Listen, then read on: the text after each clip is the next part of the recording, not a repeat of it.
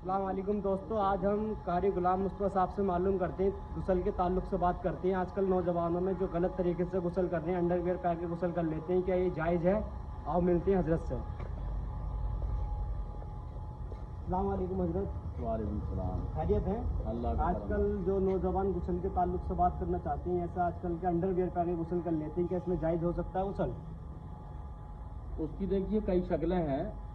अगर हम गुस्ल से हैं, पहली बात तो ये देखना पड़ेगा जी कि अगर हम गुस्ल से हैं तो गुस्ल की कंडीशन अलग होती है, और हम खाली नहाने की शक्ल में हैं तो उसकी कंडीशन थोड़ा अलग होती है। क्योंकि अगर हम गुस्ल से होते हैं तो हमें उसमें जो पाक होने की प्रक्रिया है, जो उसूल है, उससे गुजरना पड़ेगा। और अगर हम गुस्ल से नहीं हैं तो हम खाली वुज़ू के साथ ही अपने नहाने के बाद में पाक हो सकते हैं। लेकिन रही बात ये कि उसकी दो शक्लें, इसलिए मैं आपको बता रहा हूँ कि जैसे कोई नापाक है और नापाकी के हालात में वही अंडरवियर जो पहने हुए है, नेकर जिसको कहते हैं, वो आकर के सबके सामने घुटना खुला हुआ है और सबके सामने आकर के वो गुस्ल करने की तैयारी करता है, तो क्या ऐसी शक्ल में आपका गुस्ल दुरुस्त हो सकता है?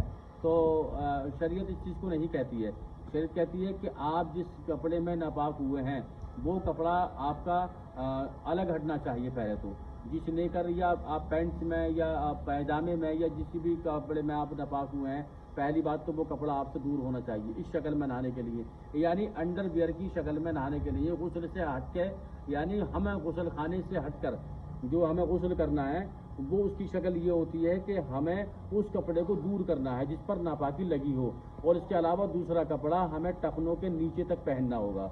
ठीक है, उसके बाद फिर हमें हाथ धोना है, उसके बाद फिर हमें जहाँ नापाकी लगी है उस जगह को धोना है।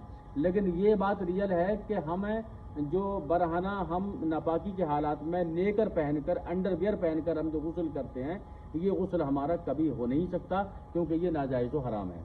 यानी ज़ेर नाप से लेकर टखनों तक हमें अपने सतर को छुपाना शरीयत के अंदर फ़र्ज है, यानी इसका वाजिब है। तो इसलिए हमें चाहिए कि ज़्यादा से ज़्यादा हम इस बात का ख्याल रखें कि हमें अपने गुस्ल के वक्त में जो कठिनाइयाँ हैं या जो हमें जानकारी नहीं है, उसको हम ज़्यादा से ज़्यादा याद करने की कोशिश करें। सुभान अल्लाह। ठीक है सर। ठीक।